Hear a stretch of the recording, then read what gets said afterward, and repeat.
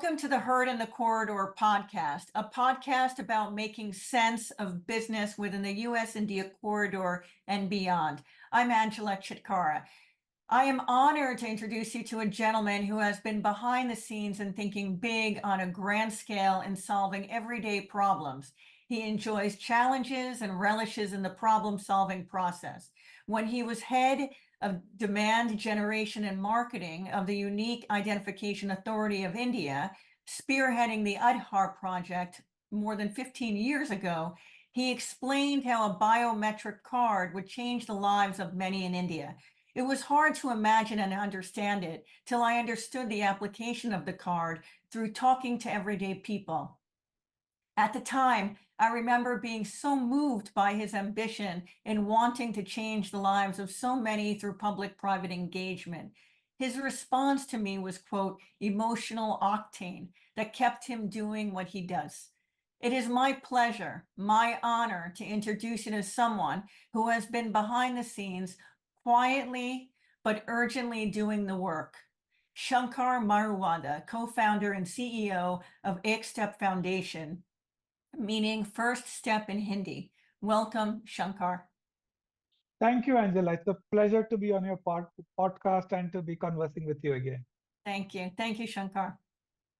Talk to us now about that emotional octane and how it has fueled the work that you've done throughout your career with the Aadhaar Project, meaning Foundation, and the work you are doing with the EkStep Foundation, a not-for-profit to improve basic literacy for millions of children.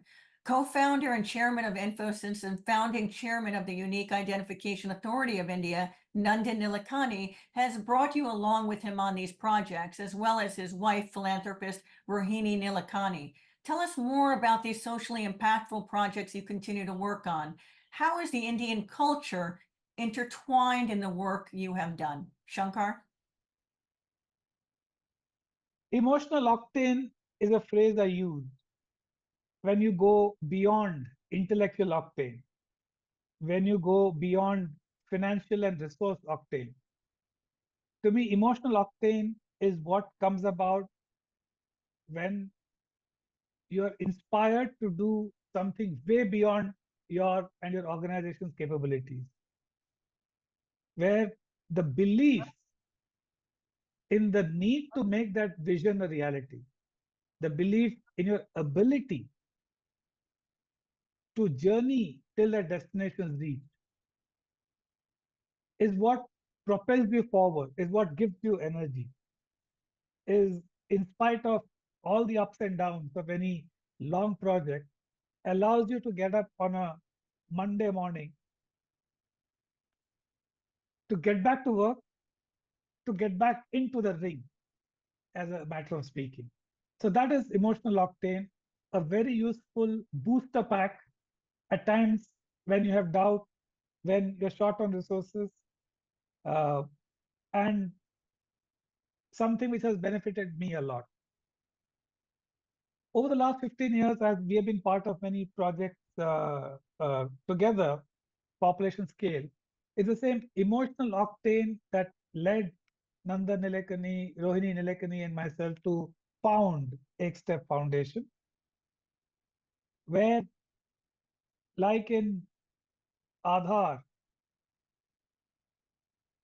Nandan had set a goal of reaching 600 million people in 5 years and subsequently a billion in 10. Just the need to reach that goal and the promise of what would happen to the country if we reach that goal created that emotional octane. And for those listeners who are unaware, we reached 600 million with 6 months to spare, 4.5 months, as a government project. And billion was reached with a full 2 years to spare in 8 years. Wow. And uh, Aadhaar, also known as Foundation, is now the basis of a lot of India's digital transformation and continues to inspire the rest of the world. As EkStep Foundation, a lot of us who worked on Aadhaar came back together, but this time as a philanthropy in Aadhaar as part of government effort, The goal was no less challenging. We had at that time 250 million children in India. We said in 5 years, by 2020, we want to be able to reach 200 million children and improve their access to learning resources. Again, tremendous emotional octane without really having an idea of how we'll do it. But this is where a deep understanding of the culture of India helped us, which is, if you look at India not as a young democracy of 77 years, but more of a multi-millennial civilization. There are some aspects which are in the core of any Indian, no matter their uh, ethnicity, religion, socioeconomic strata. And my Aadhaar wanderings and on the ground learning led me to just two words through which one can get the core essence of India, and through that what differentiates us from other civilizations, which is dharma and karma. Dharma, which is the nature of things as they are, and karma, which is the law of action, right? And this formed the basis of a lot of the branding, which resulted in the name and the brand identity of Aadhaar. At EkStep Foundation, we used a lot of these principles in understanding the mindset of parents, of teachers around education. And that allowed us to create a strategy of inclusive innovation, a strategy of public-private partnership, a strategy of incomplete by design, which means what I'm creating can only be completed by a partner, stronger together. And a lot of these learnings allowed us to come close to achieving our goal of 200 million by 2020. So we're still not done. There's a lot more to go, but it's been a very exciting journey so far. Shankar, what is the DPI, or the digital public infrastructure? At the G20 meetings last year in New Delhi, the term was unveiled to the world as artificial intelligence, or AI, is now very much part of the mainstream discussion. Digital public infrastructure is an encapsulation of the lot of ideas we have been working on, not just us, but others around the country and the world. Let me explain it with a simple example. Sure. The US in the early 20th century built a lot of roads, the national highways. They formed the physical infrastructure which propelled the country forward. Railroads, roadways, these are all physical infrastructure. Once they are built, it allows commercial players to innovate on top. It allows innovation to happen. What if the government had not built the railroad or the roadways? What if the government had not built the basic foundation on which internet was created, digital infrastructure? What if the government had not open sourced GPS to the world? So GPS and internet are digital infrastructure. Roads and railways are physical infrastructure. What do these do? They lay the basic foundation for innovators to create solutions on top. This is again a good example of private-public partnership. We took that core idea, implemented it on Aadhaar, where the government built the digital infrastructure of giving a unique digital identity and proving it on demand. And a lot of innovations have come on top of that. And Aadhaar formed the bedrock on which other digital infrastructure was created. Digital identity was Aadhaar, digital payment is UPI, digital locker allows you to store documents, digital consent allows you to sign documents remotely. Uh, so all of these were different pieces of digital infrastructure. The same idea as EkStep Foundation we took to education, where we helped to create a digital infrastructure for school education in partnership with the government of India. That is called Diksha, which is an acronym, where the acronym itself is digital infrastructure for knowledge sharing. So Diksha became a school education infrastructure on which the various boards of education, we have 60, who teach in various languages in India. We have 20 plus,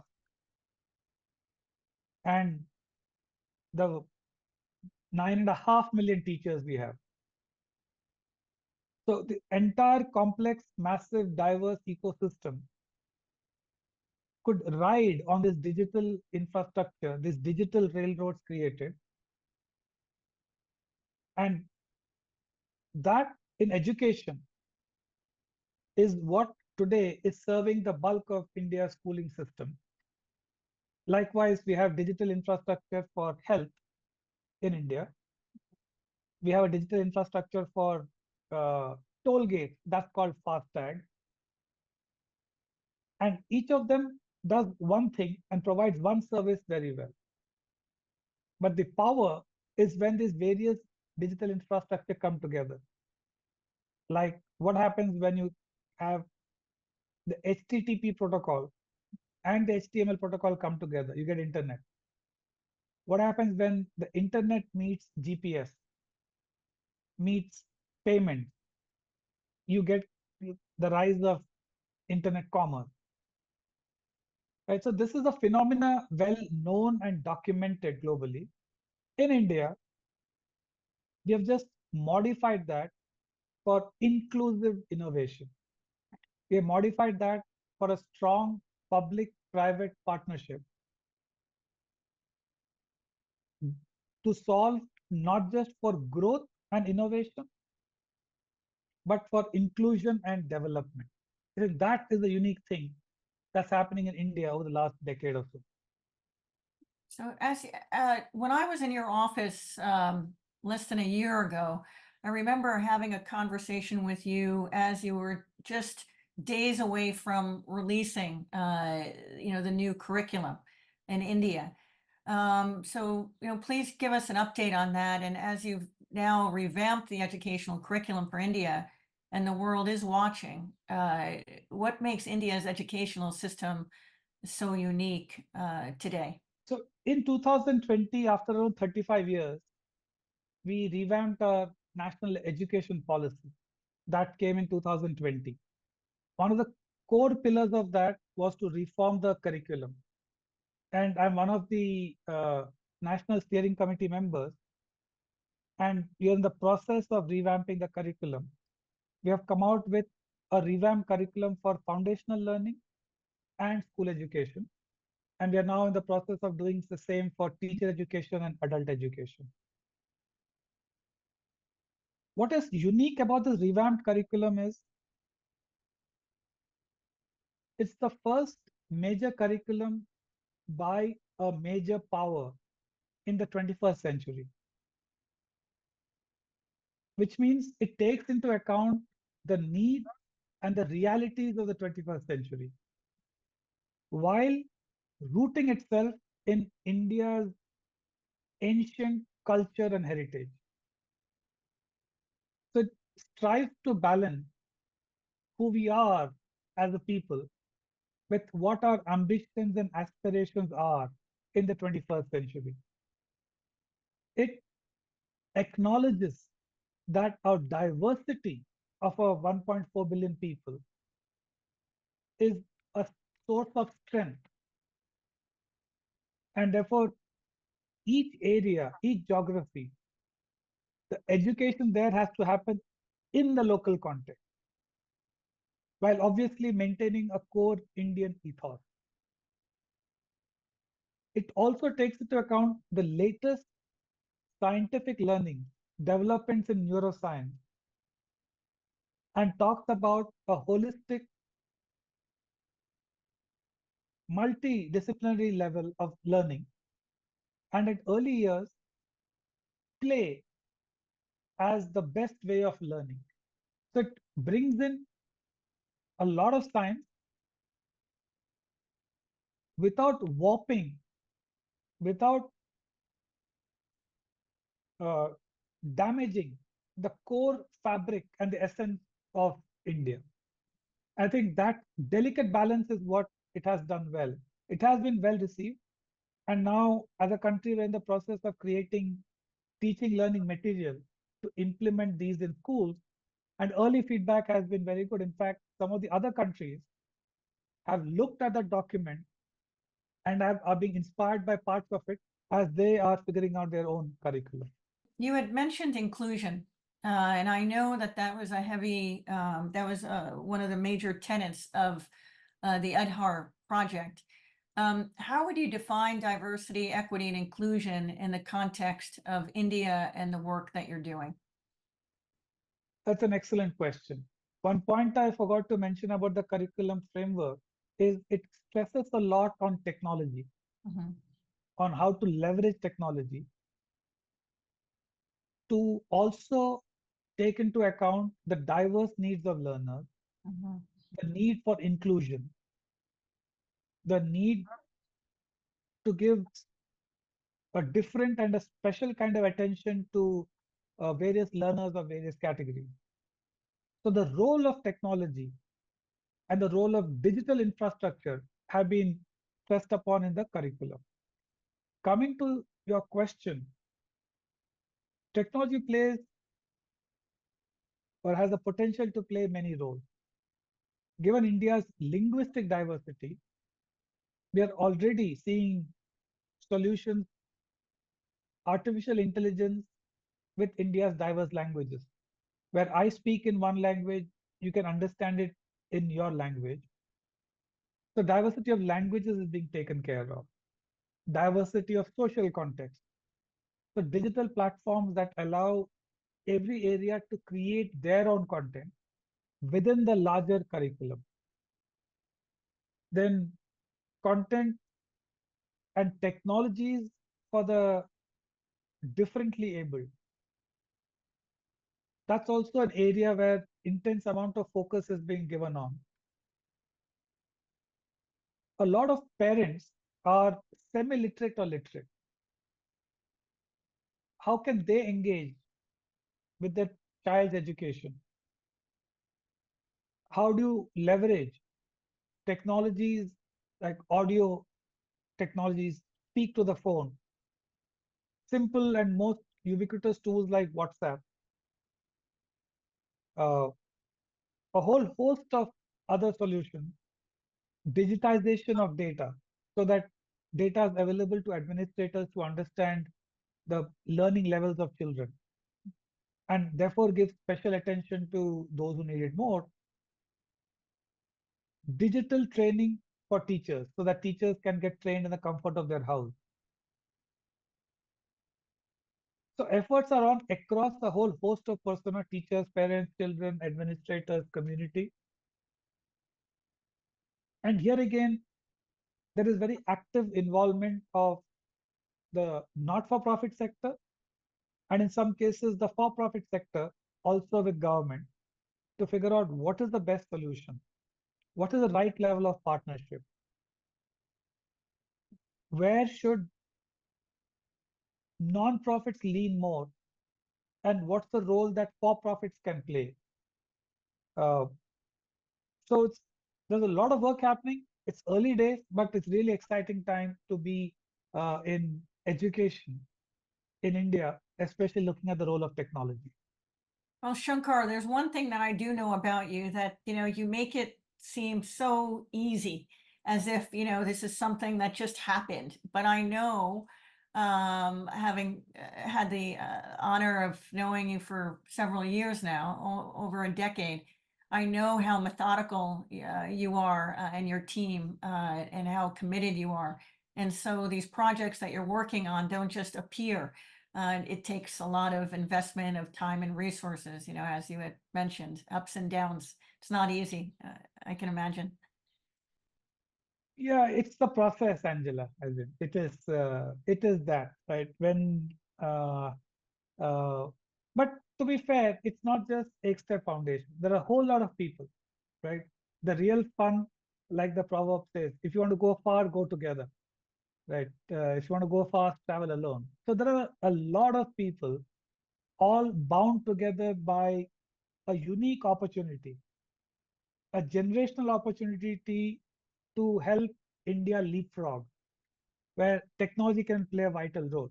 No different from the US in the 1850s to 1880s or the 1930s to 1960s.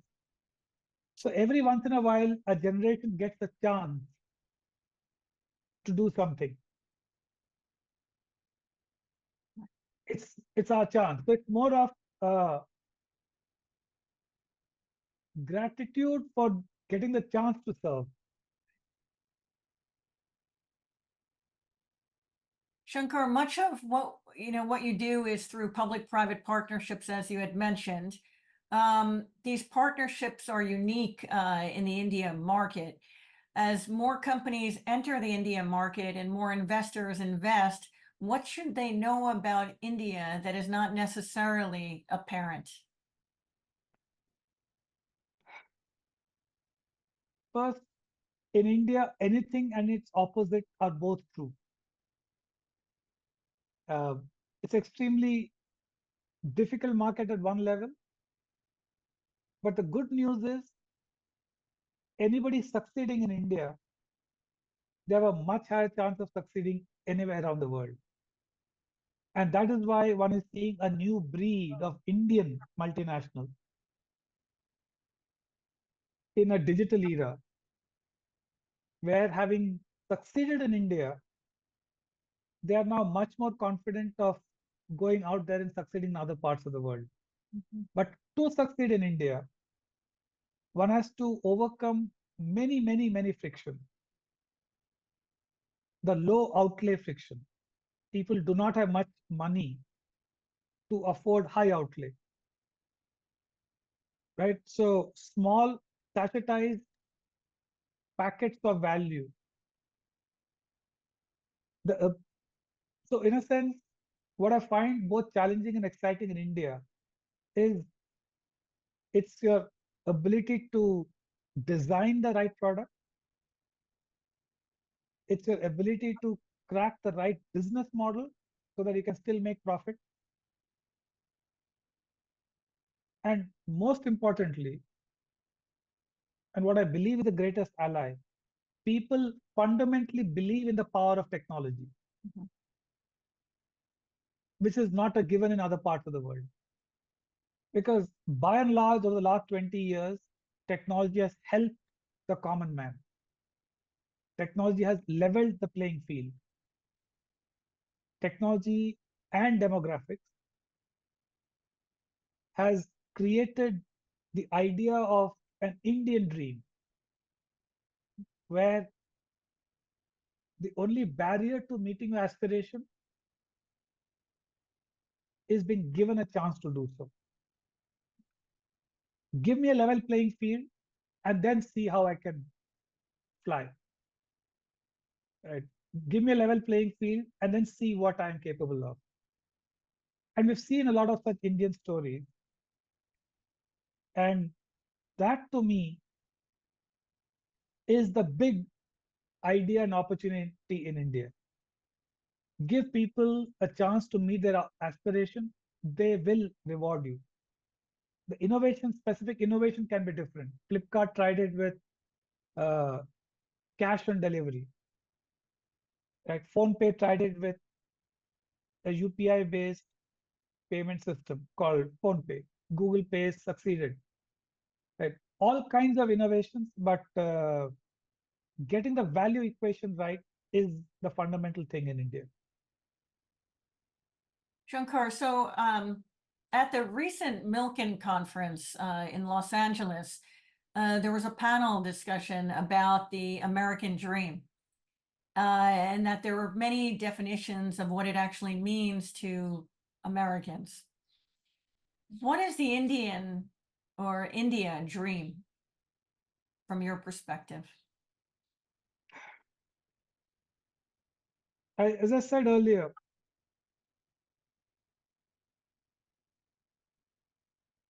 society in India, by and large, is one that has a belief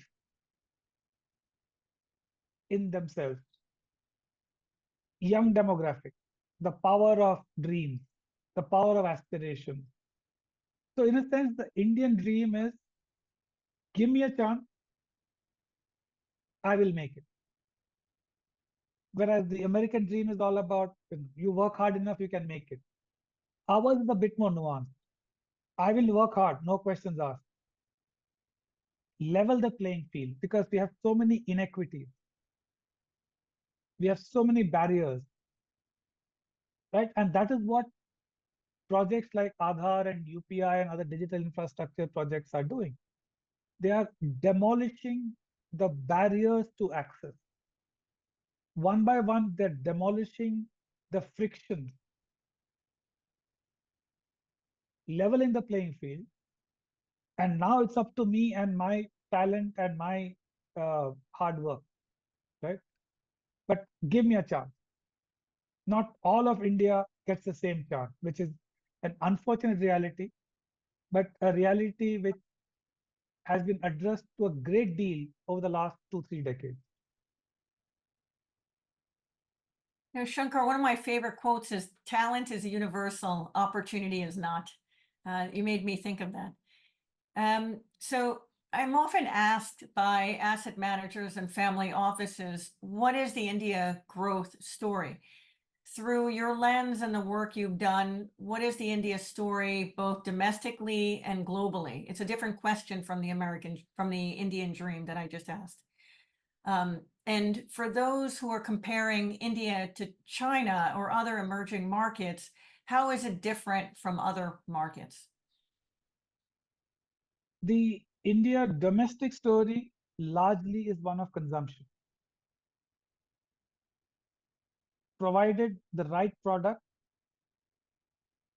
there will be consumption. Mm-hmm. So any goods or service or technology that is packaged well with the right value equation will get consumed. And especially with technologies like artificial intelligence coming, the trend will only accelerate. That's the Indian domestic story, Mm-hmm. right? And the more the product helps in reducing barriers to access, the more it helps in creating opportunities, the greater its chance of success. The two most obvious ones in the field of technology are WhatsApp and YouTube. People buy a phone for WhatsApp and YouTube because through one, they can communicate WhatsApp, they can even sell their products on WhatsApp in Indian style, even get paid money on WhatsApp because of UPI. And YouTube is a source of entertainment, knowledge. It's the biggest training university in the world, right? Mm-hmm. And uh, between these two, a lot of data consumption happens.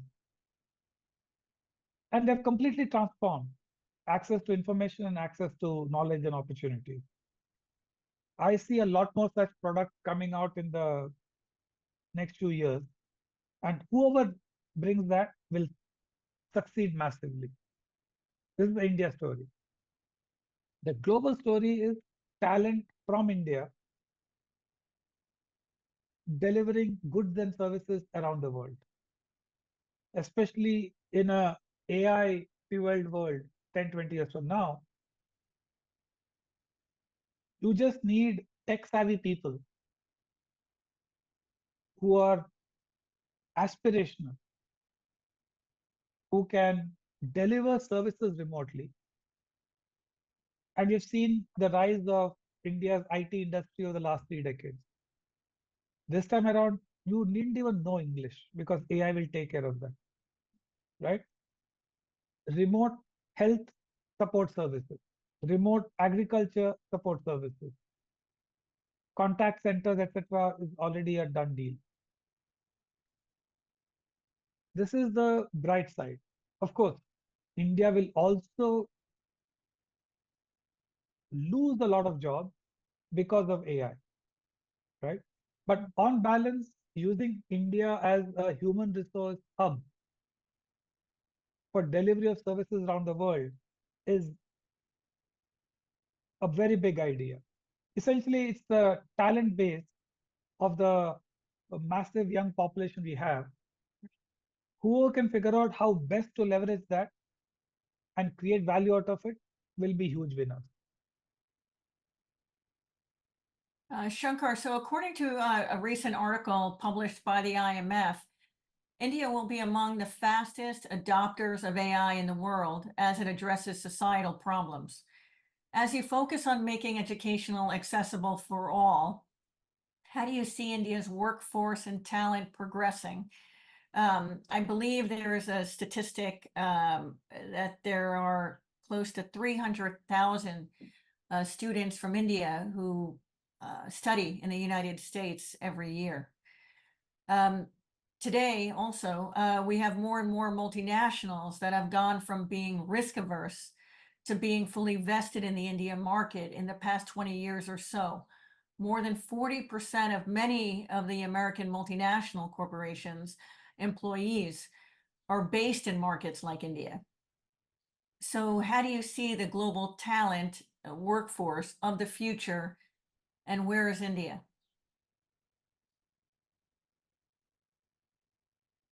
Thus far, the Indian workforce working in multinationals all need to know English. In India, if you need a technical education, you need to know English. That's a huge barrier. We see AI as the primary set of technologies, and we have been working on it for the past 5 years, where not knowing English need not be a barrier.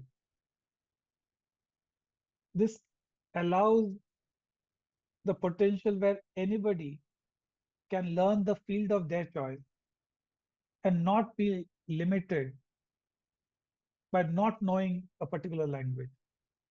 When that happens,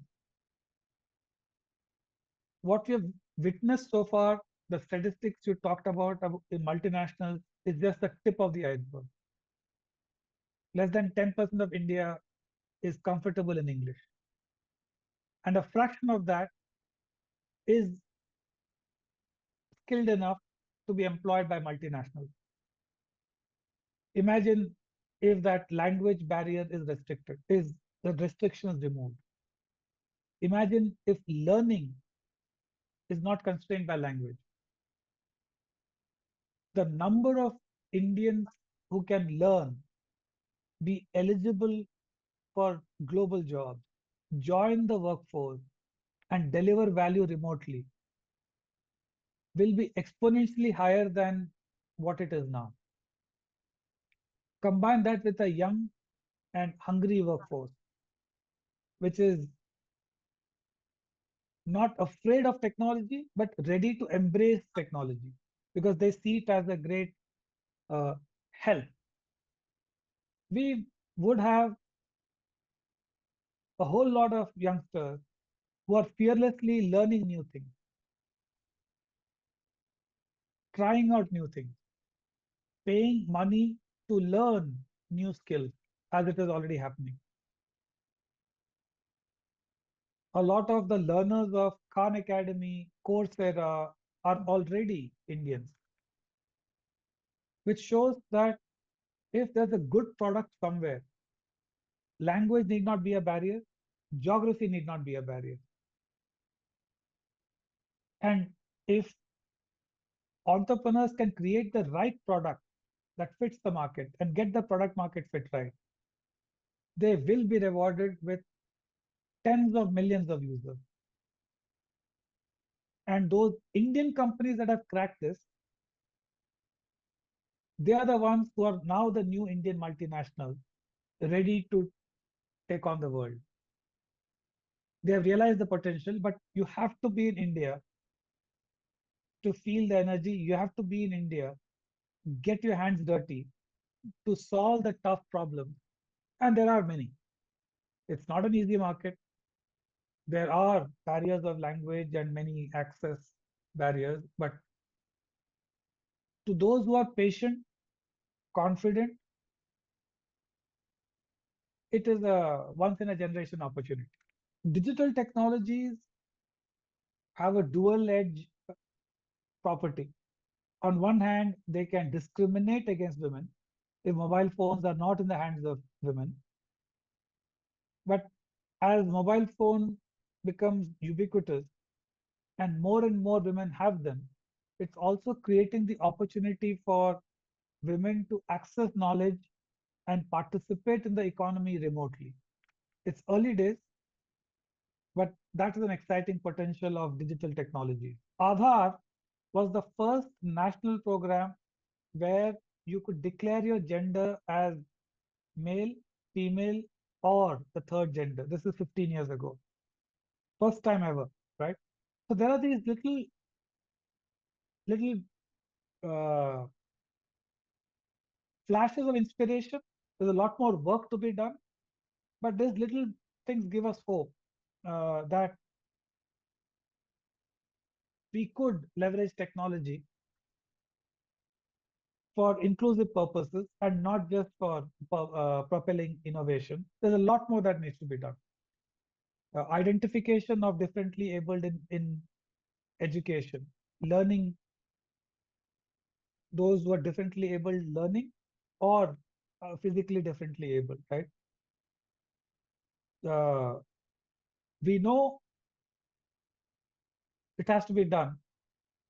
We are looking at what's the kind of technology that allows to cover the whole country. It's a process when we are far from it. Right. So what is in closing, what is your outlook over the next 5 years, 10 years, 20 years?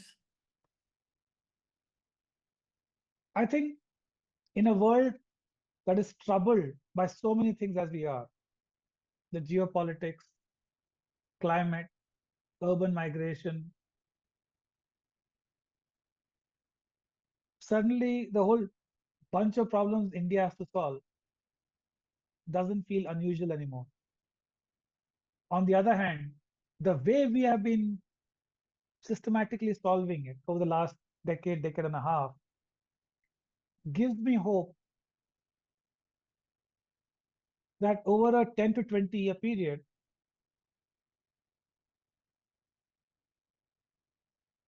the situation will change from others looking at India, maybe admiring, maybe not, but that will change to over the 10, 20 years to looking up to India. And I think that leadership role is what India can and should rise up to over a 10 to 30-year period. And that's always exciting to be. Imagine living in the US in 1870s. Not easy. Imagine living in the US in 1930s or 1950s, right? You know it's a special time. You know you can, that sense of belief, right? It's not easy. Not every country has it all the time. Right? We are a young democracy, 76 years. So to give you a sense, we are roughly where the US was in 1850, right? Uh, and historical perspective, 1851 was the great exhibition held in London. That's the first time Europe woke up to the power of US to innovate. The first time that US innovations were showcased. And Victorian England and the rest of Europe said, whoa, we didn't know this, right? India is just about the same time that the world is waking up to the technological prowess of India and many other feats being performed by Indians. We have a long way to go, right? But that sense in 1850 that as America, we are on our way to being a good, great country, right? Might still be 25, 30, 40, 50 years away. That belief is there in India now. Not among everybody, but it's palpable. There is obviously a whole lot of problems we have. No different from US in the 1850s, 70s, etc.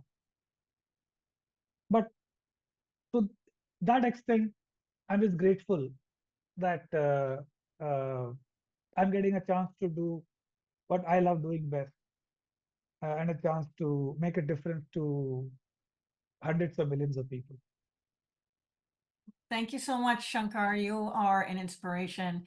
And this is, I guess, India's World's Fair moment, right? Yeah, absolutely. The 1851 was the trigger for the 1876 Philadelphia Fair and the Chicago Global Fair and all that. So yeah, the G20 might have been our World Fair moment.